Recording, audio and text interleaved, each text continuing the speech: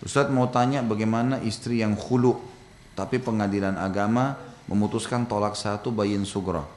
Apakah artinya tolak satu bayin sugra? Mohon penjelasannya Ustadz. Maksudnya boleh rujuk atau enggak? Soalnya ada yang bilang kalau istri yang khulu sudah enggak bisa balik lagi. Jadi memang dalam Islam perceraian ada dua macam ya.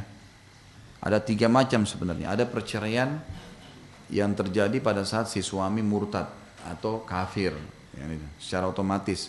Dan ini boleh dia menikah kalau si calon suaminya yang sekarang yang muslim membayarkan tadi maharnya, kembalikan mahar si mantan suami yang pertama. Yang kedua, cerai yang terjadi pada saat dibahasakan cerai ya, itu pada saat meninggal dunia, maksudnya terceraikan dengan kematian itu. Maka setelah 4 bulan 10 hari dia boleh menikah dengan laki-laki lain. Karena kalau tidak diistilahkan cerai berarti nggak boleh nikah dong. Ini kan cuma selesai masa iddah saja. Ya, jadi seakan-akan dia bercerai. Kalau dia bercerai dalam arti kata di sini berlaku padanya hukum cerai, gitu kan. Tapi kalau dia tidak menikah sampai meninggal, dia akan bersatu suaminya di akhirat. Yang ketiga adalah perceraian ya umumnya yang terjadi, dan ini ada dua macam. Yang ketiga ini ada tolak raj'i, ada tolak bayin. Tolak raj'i, perceraian raj'i adalah perceraian yang bisa kembali. Raj'i diambil dari kata seperti sama dengan rujuk ya, kembali. Raj'i itu kalau sampai dua kali diucapkan. Seorang laki-laki mengatakan saya ceraikan kamu sekali, saya ceraikan kamu dua, maka itu masih bisa rujuk. Tapi kalau sudah yang dia ucapkan yang ketiga, saya ceraikan kamu, sudah yang ketiga, ini sudah nggak boleh. Namanya tolak bayin. Bayin adalah tolak cerai yang tidak boleh kembali lagi, sudah nggak bisa. Kecuali si perempuan tadi nikah sama laki-laki lain, lalu berjalan normal sampai dia cerai normal, cerai lagi sama suami yang keduanya, terbuka variabel kembali kepada mantan suami pertama. Makanya jangan main-main dengan perceraian, tidak boleh. Kata Nabi SAW, jangan main-main di tiga hal: pernikahan, perceraian, dan rujuk.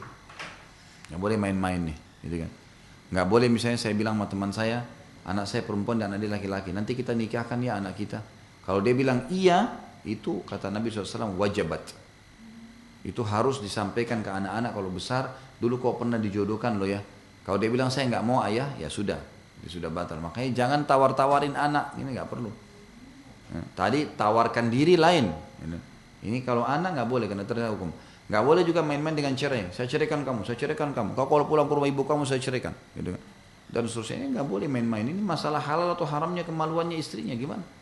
Ibu-ibu juga gitu, nggak boleh mudah mancing emosi. Ceraikan saya, ceraikan saya. Hanya karena tidak beli baju, hanya karena lupa diantar ke pasar. Nah apa ya? Nggak maksud diakal semua. Pernikahan itu adalah ibadah. Ibadah sifatnya abadi. Harus selamanya. Kita niatkan begitu. Jangan setengah-setengah. Gitu kan? Dan juga masalah yang ketiga, rujuk kembali.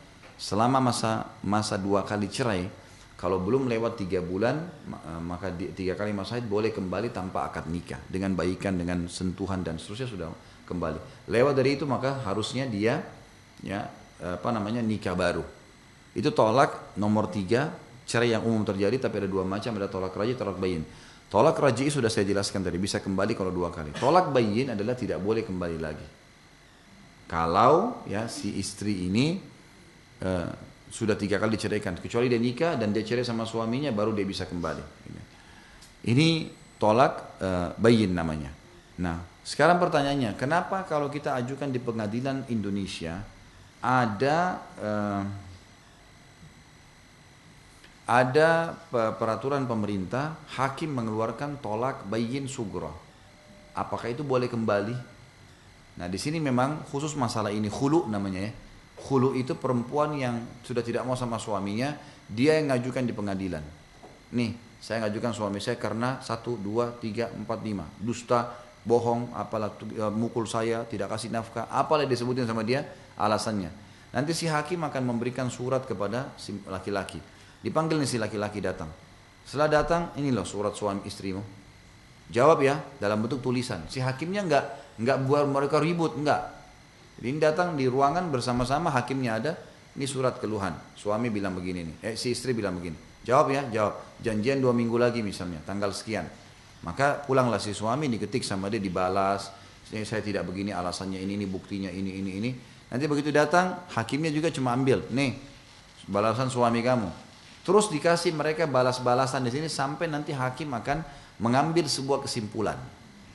Kalau hakim ternyata dengan surat-surat yang masuk, data-data yang masuk, tahu kalau suami ini benar zalim, memang betul dia pemabuk, memang betul dia suka mukul, maka akan dikeluarkan surat tolak bayyin kubra, cerai besar, bayyin, udah nggak bisa kembali. Karena kalau kembali perempuan ini memang berbahaya, kesian.